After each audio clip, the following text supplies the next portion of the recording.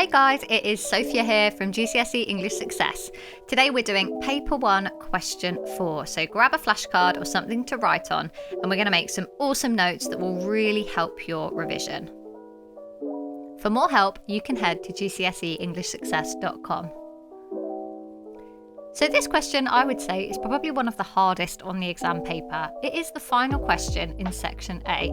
It's worth 20 marks and you should spend between 20 and 25 minutes on it, depending on how well you manage your time in the rest of the paper. One thing I would say though is not to leave this question until last, because you don't want to run out of time with it and waste those available marks. In this one, you'll have a statement to agree with, and you have to evaluate, and that means using language and or structure examples to prove why you agree with the statement in the question.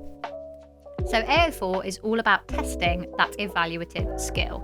Now you need to make sure you're using language or structural examples from the start, middle and end, that's what SME stands for, of the section of text that is specified in the question. Then with those examples, you evaluate the effect on the reader. You explain why it made you agree with the statement. You'd need to analyse the techniques that the writer has used, whether they be language or structure. And of course, you need to make sure you have a clear and focused response to the statement in the question. My rule is that you always agree with the statement. I've never seen an exam paper where the statement is clearly wrong or clearly something that you should disagree with. So to be on the safe side, always agree, unless you're feeling really confident that you have a great reason to partly disagree. So in each paragraph, you can use phrases like, I partly agree, or I somewhat agree, or I mostly agree, or I fully agree. There's lots of different ways of saying it, so you don't have to start each paragraph in exactly the same way.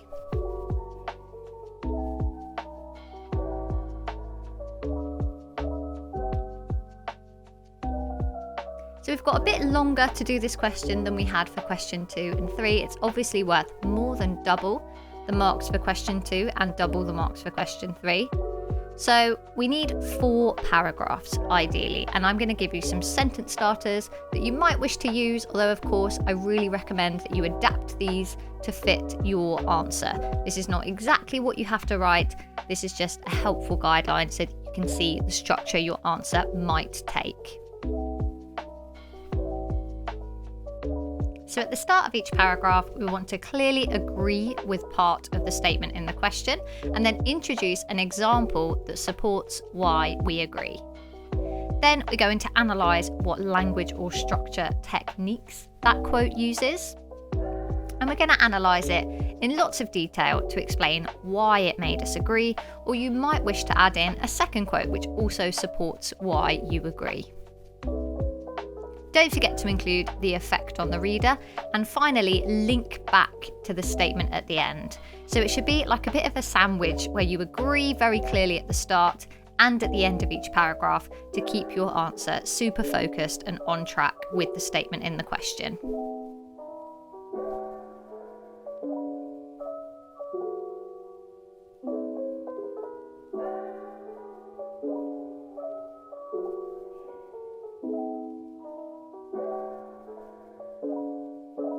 So something you really need to know is that normally the statement in the question is in 2 parts.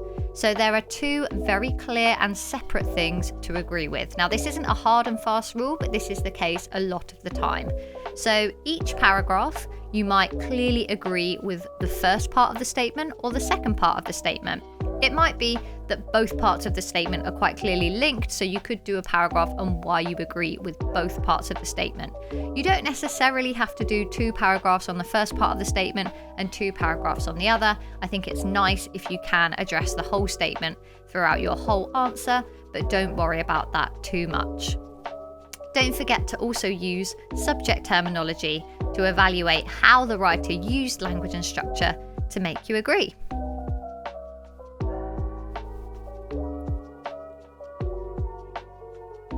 Now on the back of the revision card, I'm going to give you the 3 steps you should take to answer this question, as well as an example paragraph.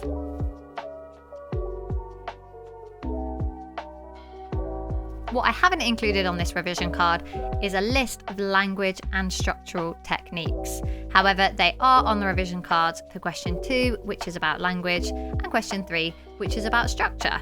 So question 4 is a bit of a combination of question 2 and question 3, because you can write about language and or structure.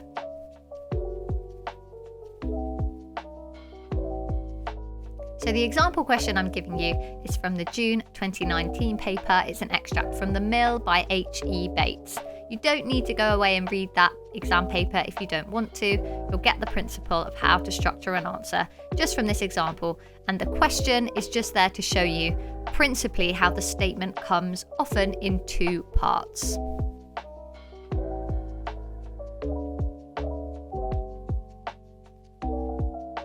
So the first part of the statement is about how hard and cruel Hartop is. Now in the story, that's Alice's dad. So we need to be looking for language and structural evidence that demonstrates how hard and cruel Hartop is, firstly. And then the second part of the statement is that all of our sympathy is with Alice. So the second thing we'd need to be looking for is evidence, language and or structure that matches all of our sympathy being with Alice. Now this question's quite a good one, because where it says all of our sympathy is with Alice, you could definitely agree with that. However, if you found some evidence where some of our sympathy might be with another character, then you could potentially partly disagree. So where there is room there to partly disagree if you want to, it is very possible to just completely agree. And I would say it's probably safer to do that unless you are super confident.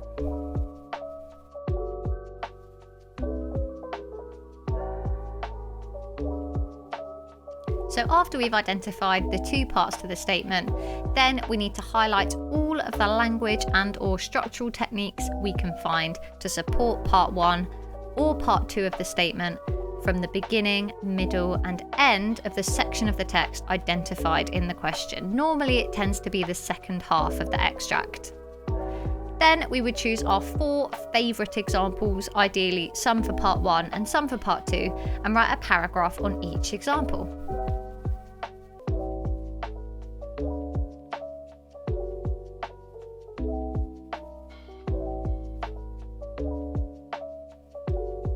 So as we know, at the beginning and end, we need to clearly agree with the question. Now, the example that I'm using supports the first part of the question, how hard and cruel Hartop is. So I'm beginning by very clearly linking my paragraph to that part of the question.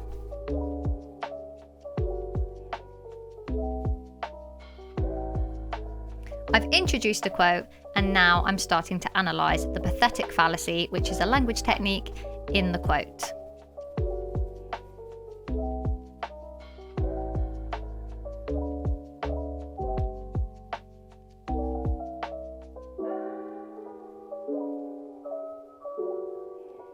So I'm arguing that the pathetic fallacy is making it seem as though nature is almost crying for Alice at the sort of harsh and cruel treatment she's receiving from her father, which compels the reader to sympathise. Now, I know this question is about how harsh and cruel Hartop is, which is the first part of the statement, but it did seem relevant to link in the second part here as well.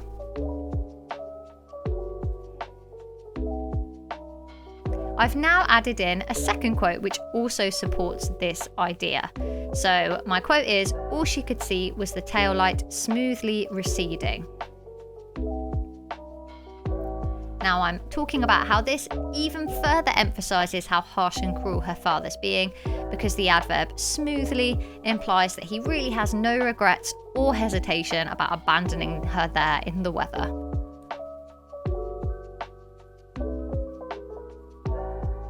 So then the last thing I need to do is a nice therefore and a final link back to the statement.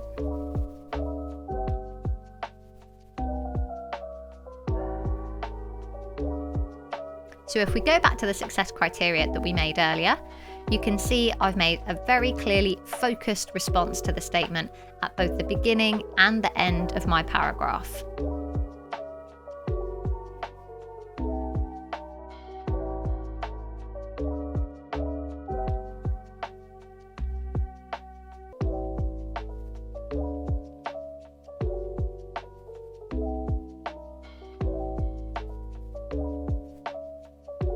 Next, you can see that I've analysed the techniques, both language and structure, although in this example I've just used language, to create effects on the reader, and I've explored those in a relatively large amount of detail. I've also used subject terminology like pathetic fallacy, and I've zoomed in on the adverb smoothly.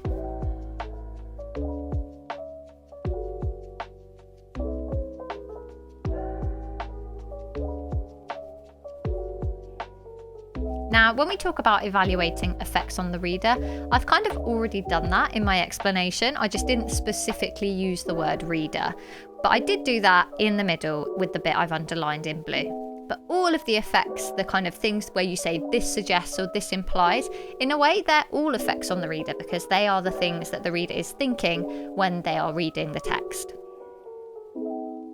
And finally, you can see that I've used well-chosen examples, and I've used 2 quotes in this paragraph, which are from different places in the text.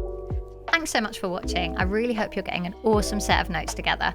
Don't forget to subscribe and carry on watching for the next flashcard video.